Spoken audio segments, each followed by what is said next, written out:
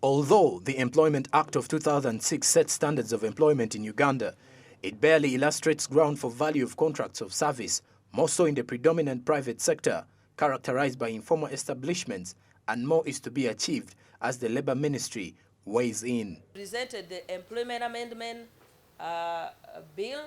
It was approved.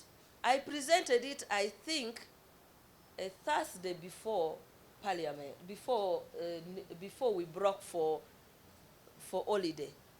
The last session of Parliament is when I presented the bill, and therefore the bill is now before Parliament, the Employment Amendment Bill, which addresses all those issues. We are now even introducing breastfeeding in the place.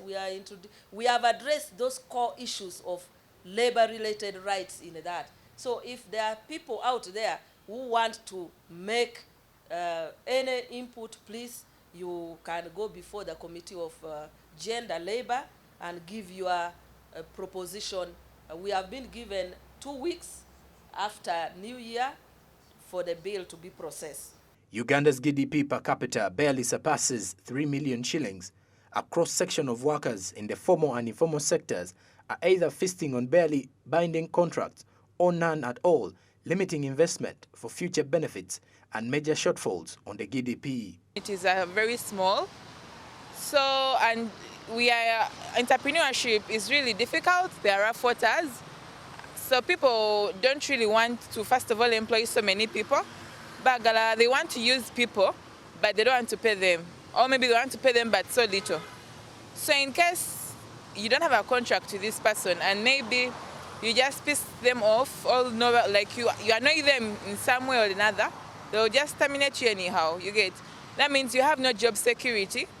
Anytime you can lose this job, and anytime your family can lack food, can lack education, and it is really not fair because workers really put in a lot. They really work hard. They wake up early in the morning, come and work, but then at the end of the day, they're just terminated. Sometimes they're not paid because, first of all, we don't know you. We don't have a contract with you.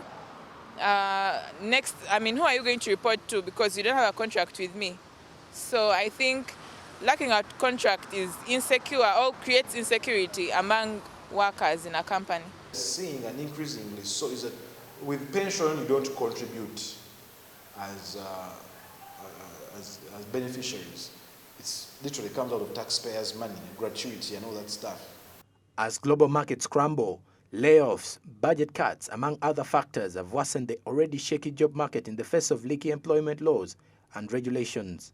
The benefits of somebody getting a contract, it gives somebody confidence in order to work, and he knows the terms and the conditions to perform.